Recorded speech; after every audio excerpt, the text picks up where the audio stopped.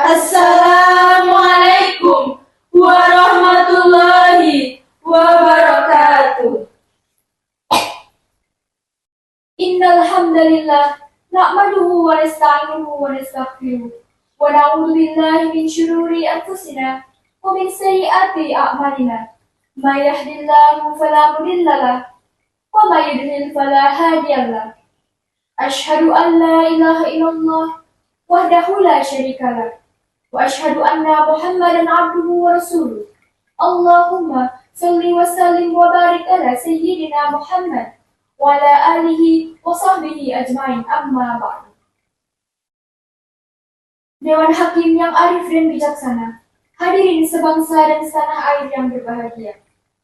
Telah terjadi banyak kejahatan di Indonesia dalam beberapa hari terakhir, dalam beberapa waktu terakhir, yang mengorbankan mulai dari anak-anak, remaja, dewasa, terlebih wanita.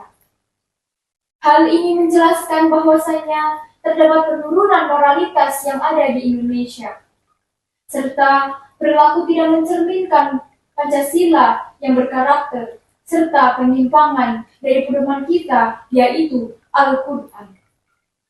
Oleh karena itu, pada kesempatan kali ini, kami akan membawakan musyabakah syarhil Quran yang berjudul Membangun Generasi Pancasila dengan konsep pendidikan karakter berbasis Al-Quran. Allah SWT berfirman dalam Quran surat Shad ayat 29.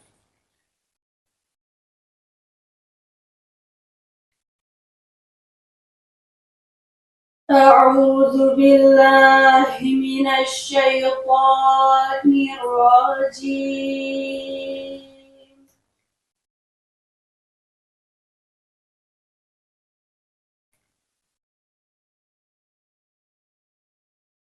Bismillahirrahmanirrahim.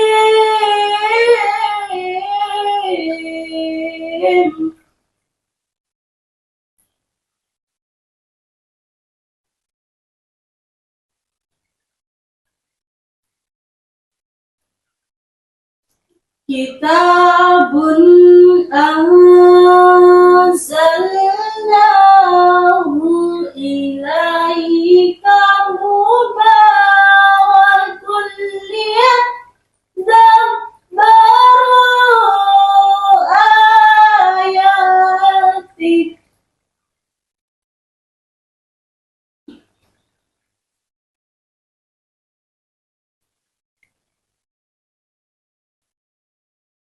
Liyadabbaru ayatihi wa liyatadhakkara ulul albab.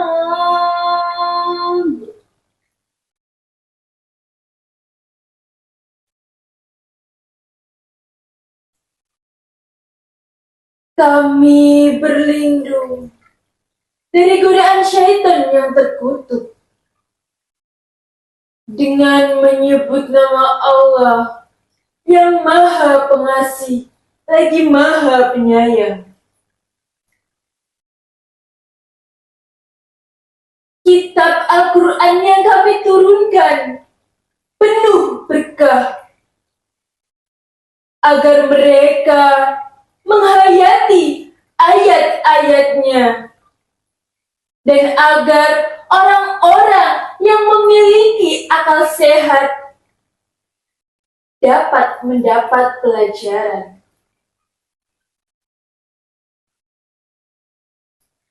Mari kita mengingat kembali pada zaman dahulu, di zaman dan kisah ketika Rasulullah SAW dihadapkan dengan pengemis buta di ujung pasar Madinah. Dalam kisahnya diceritakan bahwasanya pengemis buta tersebut amat sangat muak dan jijik terhadap orang yang menyebut nama Muhammad. Bahkan ia menuduh Rasulullah SAW sebagai penyihir dan pembohong besar. Apa yang Rasulullah SAW lakukan dalam kondisi dan situasi tersebut? Yang dikisahkan bahwasanya Rasulullah SAW sama sekali tidak membenci ataupun bahkan menyimpan dendam. Bahkan Rasulullah SAW meluangkan waktunya di setiap pagi untuk mendatangi dan menyuapi makanan untuk pengemis buta tersebut. Hari demi hari, sampailah waktu tiba saat Rasulullah SAW wafat dan mengamanahkan rutinitasnya kepada sahabatnya yang bernama Abu Bakar As-Siddiq radhiyallahu anhu.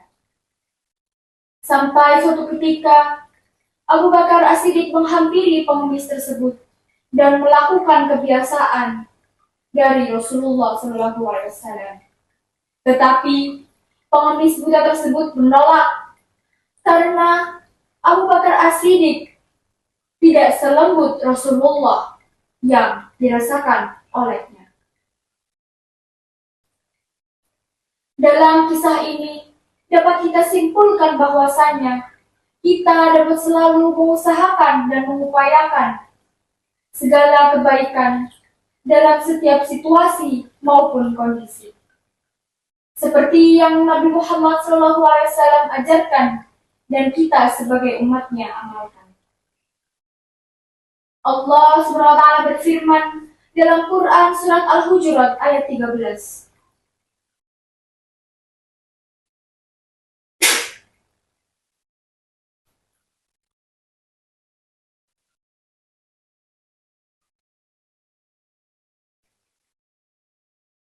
Ya ayyuhan nasu inna khalaqnakum min dzakarin wa untha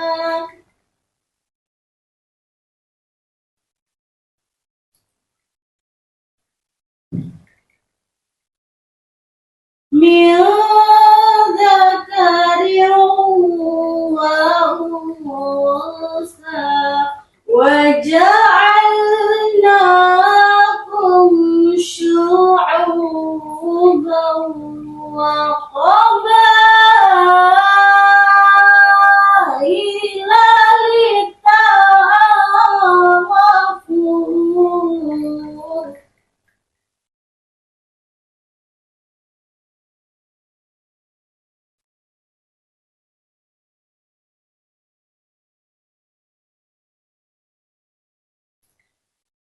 Inna akramakum indallahi atqakum.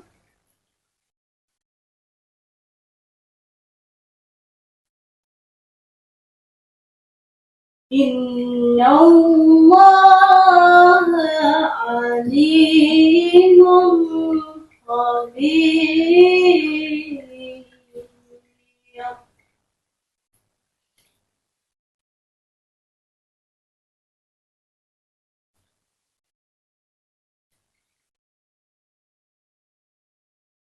Wahai manusia, sesungguhnya kami menciptakan dari seorang laki-laki dan seorang perempuan.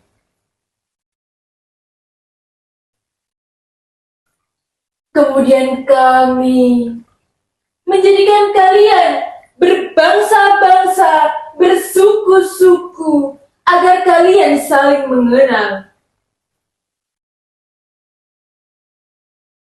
Sungguh, Ia yang paling mulia di hadapan Allah adalah orang yang paling bertakwa. Sungguh, Allah Maha Mengetahui, Maha Teliti.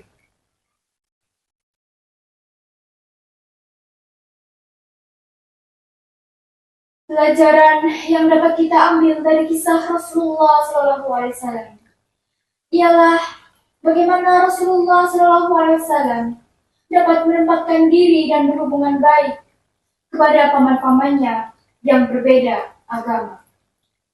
Tetapi sekali lagi hanya orang-orang yang mampu berpikir untuk menempatkan diri dengan mengambil pelajaran-pelajaran yang ada di sekitarnya. Seperti mengambil pelajaran-pelajaran terhadap orang-orang di sekelilingnya, terhadap peristiwa-peristiwa di sekelilingnya, serta terhadap kelompok-kelompok yang berbeda yang ada di sekitarnya. Sebagaimana Allah Subhanahu wa Ta'ala membentuk kita dalam berbagai kelompok yang berbangsa-bangsa dan mengimplementasikannya di dalam Pancasila, yang dimana asasnya berupa persatuan dan kesatuan Indonesia, yang memiliki arti tidak ada perbedaan dalam kesetaraan.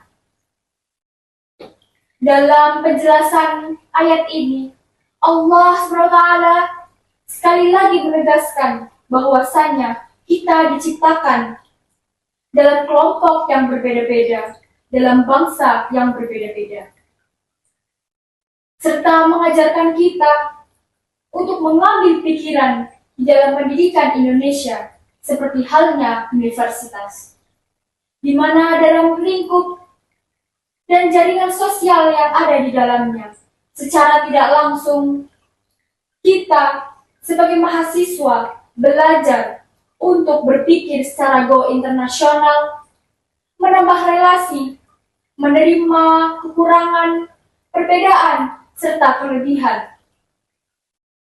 dan menunjukkan bahwa kita dapat menjunjung tinggi kesatuan dan persatuan, bahkan beda negara sekalipun. Dalam korelasinya, dapat kita pahami betul-betul bahwasannya yang terdapat dalam Pancasila sangat memiliki korelasi yang kuat terhadap firman-firman Allah Subhanahu wa Ta'ala. Maka dari itu, jika manusia saat ini berpikir seperti halnya pada zaman Rasulullah, maka pembulian tidak akan terjadi, Pelecehan seksual tidak akan terjadi, dan rasisme tidak akan terjadi. Astaghfirullahaladzim.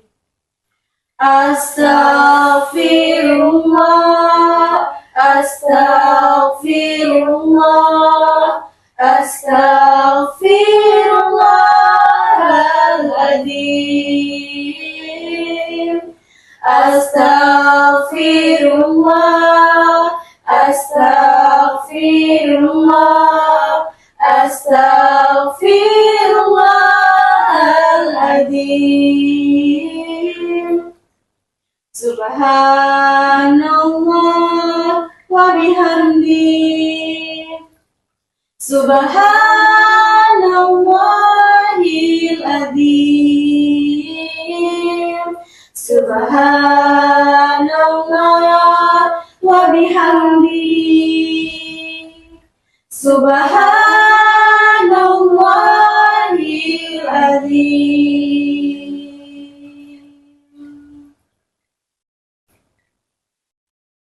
Teman-teman sekalian, sudah sepantasnya kita sebagai warga negara Indonesia yang berpikir agar menjadikan Pancasila beserta dengan nilai-nilai serta moralnya untuk menjadi landasan bagaimana kita sebagai manusia dapat berpikir, bertindak, bersosialisasi antar anak bangsa, karena Pancasila merupakan falsafah dan jati diri bangsa Indonesia. Wabillahi taufiq wal hidayah. Wassalamualaikum Warahmatullahi wabarakatuh.